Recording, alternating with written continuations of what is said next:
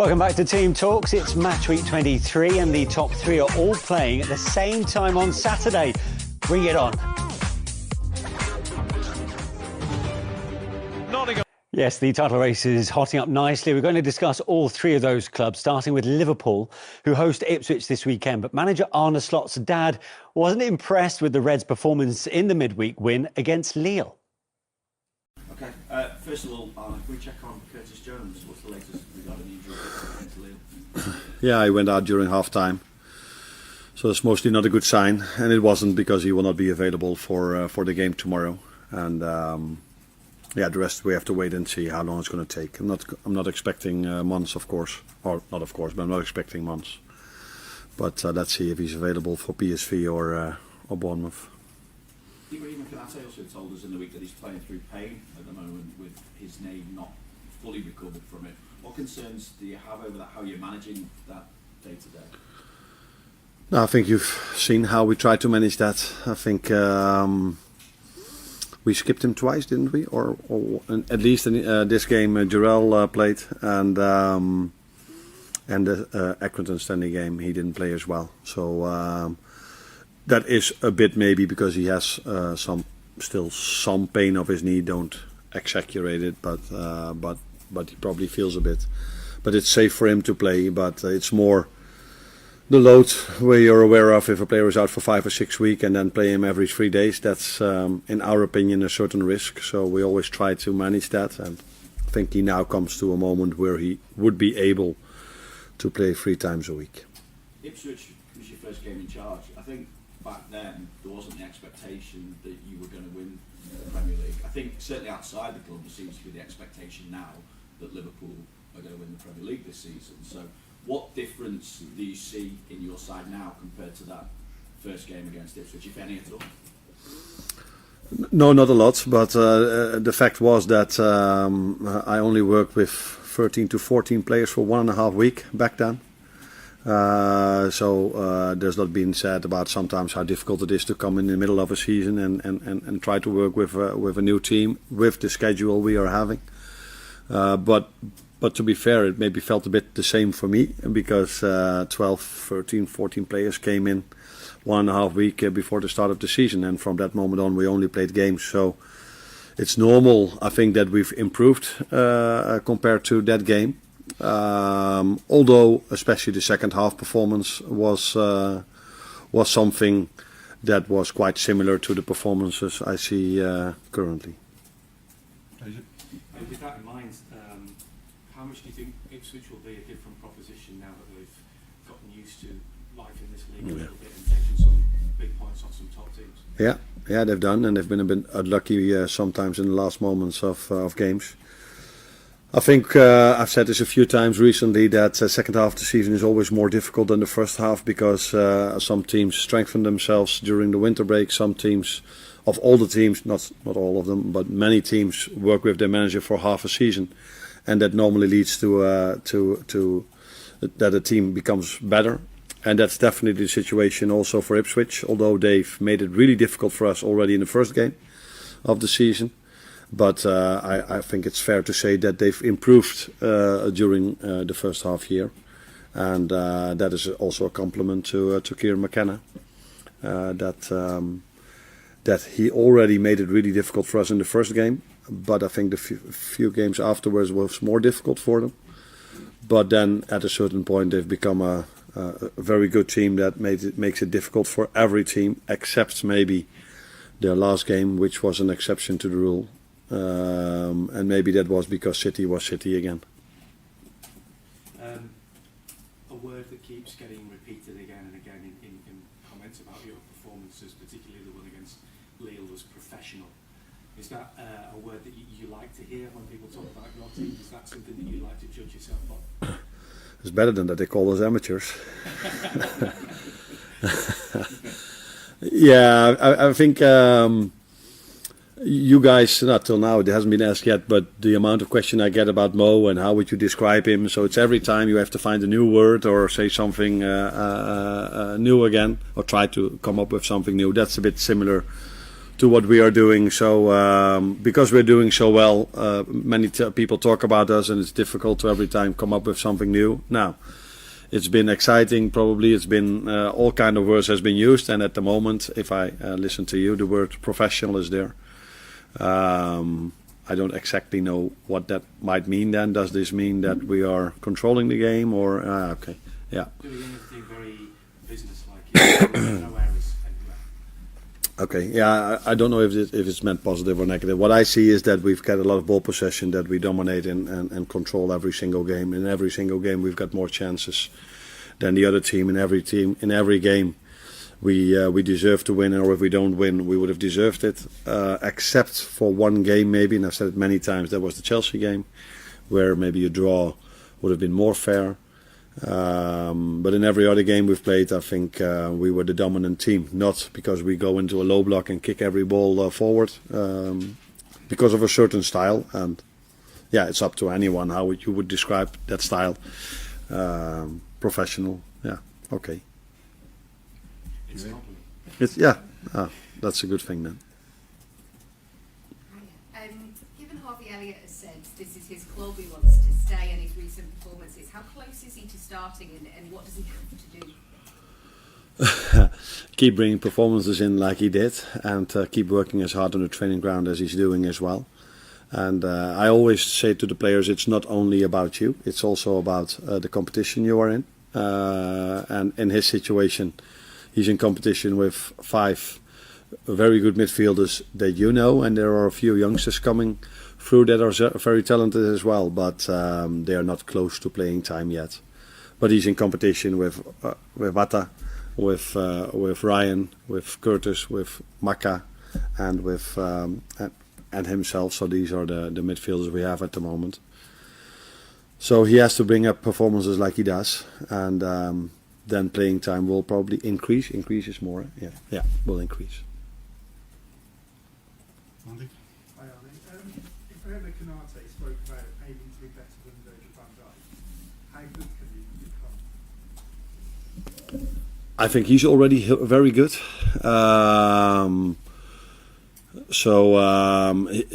It's a centre back that without him even touching the ball, you already feel quite impressive, because he's so strong and tall. I think one of the things he could improve, in my opinion at least, is his play. His play with the ball, bringing the ball out from the back. I would not say he was poor in that, but he could improve. He could go to another level, and I think he works really hard to improve that. And I already see this improvement. Defensively, he's of the highest standard. I think he's fast, he's strong, he wins duels through the air, over the ground. He can cover for his teammates as well if needed. He can play 1v1 with a lot of space in his back. So defensively, there's not a lot he could or can improve. But bringing the ball out from the back, which is not his single job, it's also his teammates that he needs for that. Was something we've worked on a lot, and we still keep on working a lot. Not only with him, but with the others as well. Because from all the ball possession we have, we would like to create even more chances than we are doing now. And that starts from bringing the ball out from the back. What can you tell us about Julio Enciso and what you want him to bring to your side? A great opportunity for us to bring in a very, very talented player to the football club, player that we like, the attributes that he has, think he can help the team. Good opportunity for him to get another experience, a completely different experience in his young career. So hopefully it'll be a good move for both parties, and it'll be a good boost for us. We'll talk about Ipswich in a second as they look to bounce back from the 6-0 defeat to Manchester City, of course. But Arne Slot's quote was very interesting because his dad obviously watches all the Liverpool games, but not particularly impressed with what he saw against Lille. Has his dad got a point? Have they lost that X factor that they had under Jurgen Klopp? No, I don't think they've lost much X factor. I think they've built an even better and stronger version of what Klopp had already left behind. I think they've got an unbelievable squad. They've got players who are in really good form. They've got players like Virgil van Dijk that people a year ago thought, are we ever going to see him at his peak again? And he's levelled up. And I do think, that is great for Arne Slot to work with. But obviously, these players can't be 100 at that level all the time. There are going to be moments, and we've already seen that this season in that defeat to Nottingham Forest, in the draw with Nottingham Forest, where you can't have perfection every game. But I think the ability that Liverpool have, the depth and the fact that even when they've had injuries, it hasn't impacted the team that much. I just think what Slot has done is taken a very good team, nurtured it, added a few more bits and pieces, and they've levelled up again. And I think across the season, you see that in how they play. Is that the result of just having more control over games? Not necessarily. I think that sort of idea is one which we saw right at the start of the season, but each game essentially is different. I think you look at the Brentford game where they scored 2 late goals, but they also had, nearly 40 shots in the game? Yeah. Like, 40 shots in the game doesn't mean you're just passing the ball sideways and trying to control things. That's you really going out of side. And not many teams will ever get the chance to have that many shots in a game, let alone 2 games combined, you see. So I don't think the control is necessarily as big a thing, because teams that would go and play against them, maybe they try and play into a weakness of the system that they believe that Liverpool are going to do. But they can move it around the back, they can hit diagonal balls. You can see them be full speed with Salah, with Luis Diaz, with Gakpo, runners from midfield, the fullbacks bombing forward. So they've got lots of different ways to try and get wins. And I think I echo what Flo was saying really as well, in the fact that it hasn't been perfect all the time. But as is the case with Lille, well, they won the game. And where does that leave them? Top of the Champions League group. Yeah, already through, by the way, That's to what I the mean. next phase. Exactly. Or like, say, domestically, they didn't look great in this game. Well, how did the game go? Well, I also think there's I think what's been tough for Liverpool is that there aren't teams aren't afraid to play them. Think about that Brentford game. It was so open. Any team could have scored in those first 80 minutes, and I couldn't believe it was 0-0 for so long. So unlike City a year ago and City under Pep Guardiola, where everyone is terrified of them up until now, Nedum. I think what's really interesting about this Liverpool side is so many teams are happy to take it to them. Even that opening game of the season against Ipswich, where for the first 20 minutes, Ipswich, everyone thought, OK, you're holding your own here. And I do think that actually is a sign for me of a very good team that can withstand a lot of pressure but still win out in games, rather than those bigger teams that turn up and they just control the entire 90 minutes and teams are terrified of them. Just a word for Darwin Núñez, who we saw scoring those 2 goals in injury time against Brentford, just when hope was fading, for what he can do, having kind of burst on the scene. He's now seen as that kind of chaos creator.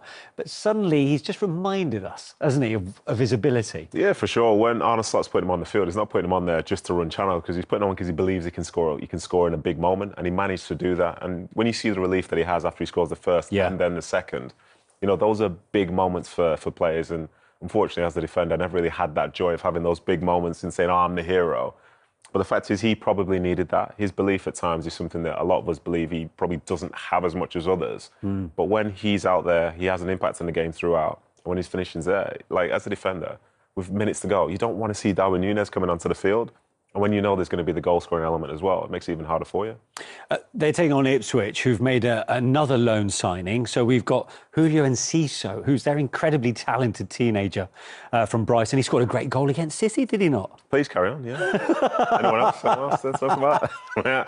You feel like you're under fire here, don't you? That's fine. But this is one he won't forget in a hurry. Yeah, I remember that one, clear as day as well. It was just after City had already won the league. It was, last game of the season? Yeah, that's right, yeah. So, dead rubber, it's fine.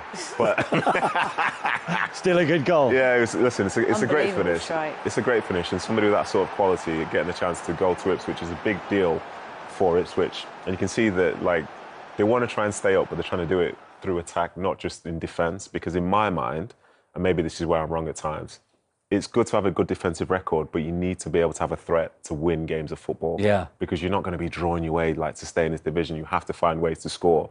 And that's why Liam Delap has been such a big deal for them this season.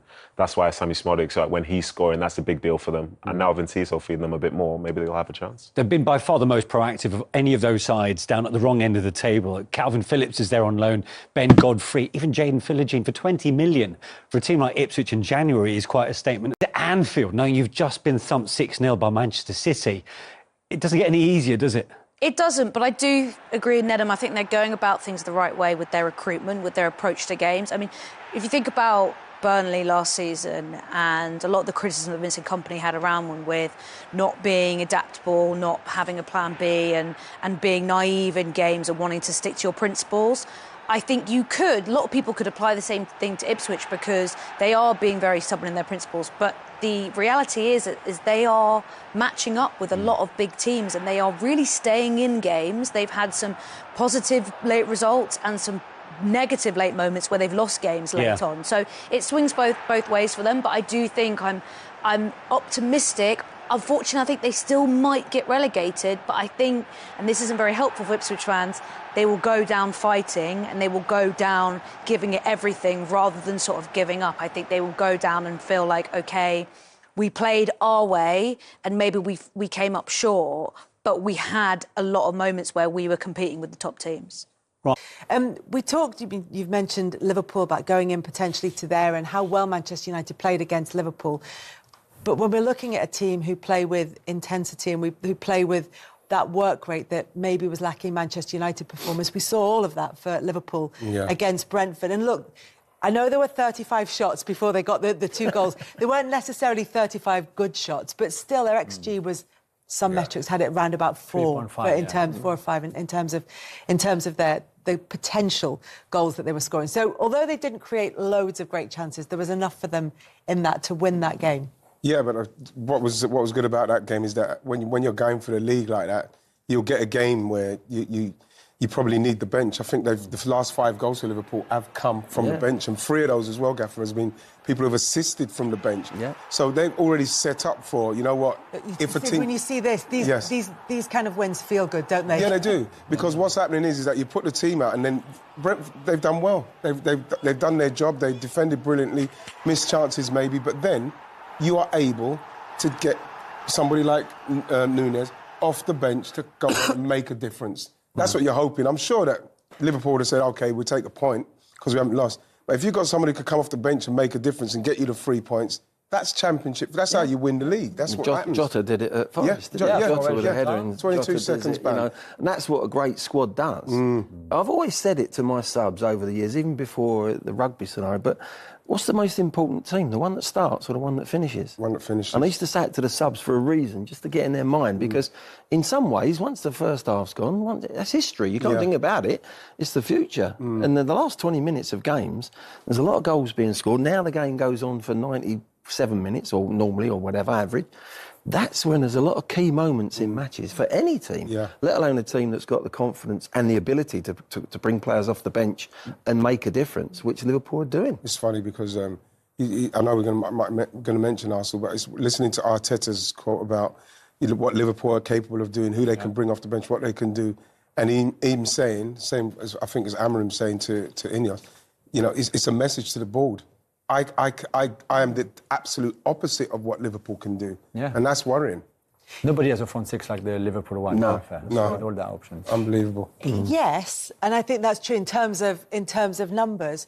But would Arsenal, for example, take a Núñez, maybe a Jota? You could see would be Núñez useful. is the one. But you look at or a Gakpo or a Luis Diaz. Would they necessarily be Arsenal's kind of players? I think so. Yeah. And I think they might not start for every big team in the Premier League, but to be in your squad, to have that depth, to be able to bring on a Luis Diaz, Darwin is a little bit slightly different to the others. But like when he's hit, it's 3 points. Yeah.